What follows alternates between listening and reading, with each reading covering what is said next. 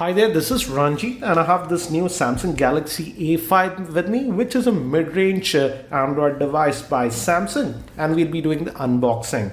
And as you can see, it says that it has a Super AMOLED screen. It has this A5 has a 5-inch 720p HD screen, and it says that it has 16 gigs of internal storage. And the biggest thing about this device is the build quality. It's metallic, it's not plastic in nature like most other Samsung mid-range devices. And let's break the seal. And regarding the pricing, the price quoted on the box, as you can see, is 30,000. But this product is available in local stores for around 24 to 24,500. I'll also have the link for online stores like Flipkart, etc. So you can check out the current pricing. So let's open it up. And as you can see, we have the device itself. Let's take this out. And initial feel, it looks pretty good. Let's come back to this a bit later. And we have the manual, quick start guide. We also get the headset with this one. We also have the power brick, which is USB type. And the ampere rating on this is 1.55 amps. And we have the standard micro USB to USB cable. So let me keep these things to the side and let's look at the handset itself. So here we have the device itself. Let's take this out, and this is actually made up of metal, so feels actually pretty premium for a mid-range device by Samsung. Let's take this out. It says ultimate viewing. That's a Super AMOLED screen. It's a 720p HD screen, as I mentioned. And it also says it has an enhanced selfie. Yes, the camera is also pretty interesting. The rear facing camera is a 13 megapixel shooter, and the front facing camera is a 5 megapixel shooter. One thing to note is that the back cover does not open on this one, and hence the battery is sealed. The battery is a 2300 milliamp hour, and as you can see, this is the Duos version. That means it accepts dual SIM. And we have tray over here. We can also add a micro SD card to this device. Let's power this on. I hope it has some charge. Give me haptic feedback. It says the Samsung Galaxy A5, and I have to say, in terms of build quality, it feels very nice compared to most other Samsung devices.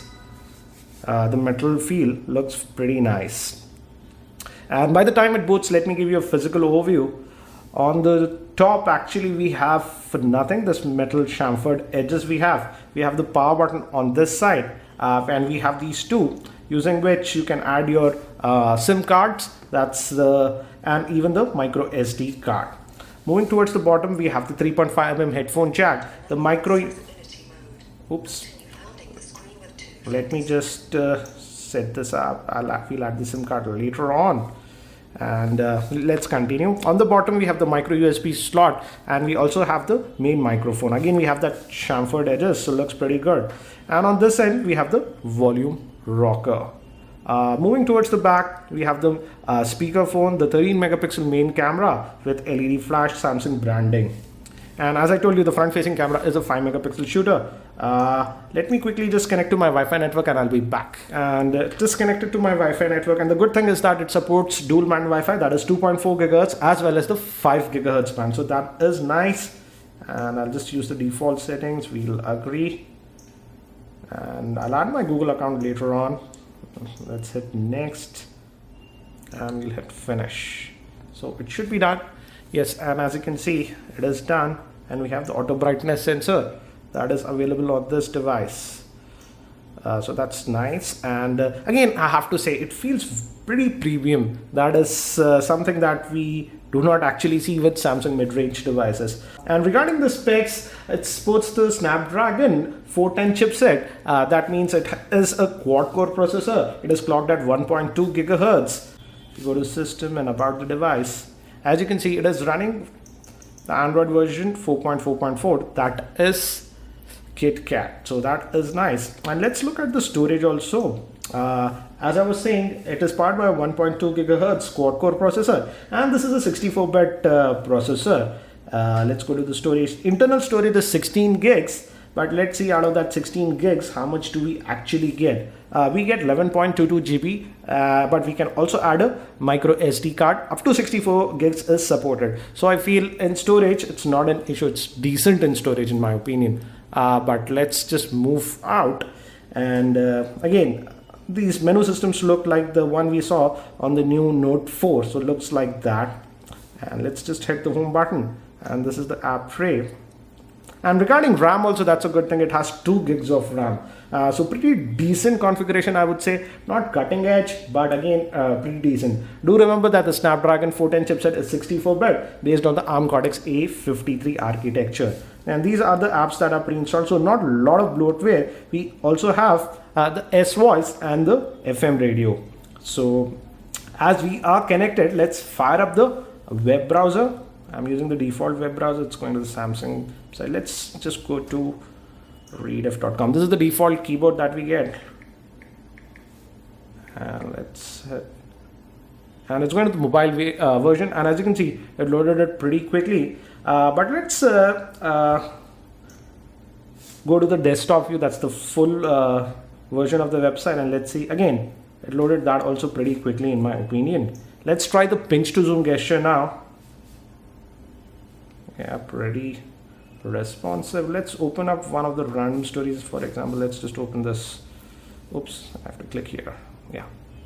And again, as you can see, it loaded it pretty quickly. Lots of images on this picture. Then also it loaded it pretty quickly, I would say. Let's open one more story. Again, as you can see, it's loading it pretty quickly. And the good thing is that the screen quality is pretty good. The viewing angles are really nice. It's a 5-inch 720p HD display. And overall, I would say initial impressions, the phone gives a very good premium feel in the hand. It is not too bulky also, and just feels right. So looks like an interesting handset. Let's also look at the camera performance, the rear facing camera. Let's quickly just fire it up and let's check it out. Let's fire up the camera. And yes, I have the new Galaxy Note Edge also with me. Let's take a few photographs. It takes a second to focus, but after that, the shutter speed is pretty good. Let's look at the pictures. Oops, not now. I don't want to back up. Orientation change, didn't I enable it? From the settings, screen orientation, yeah, you got to enable it. Yeah, and as you can see, little bit shaky here, but yeah, this one came out pretty sharp, as you can see. I'll also be testing the front facing camera in my full review.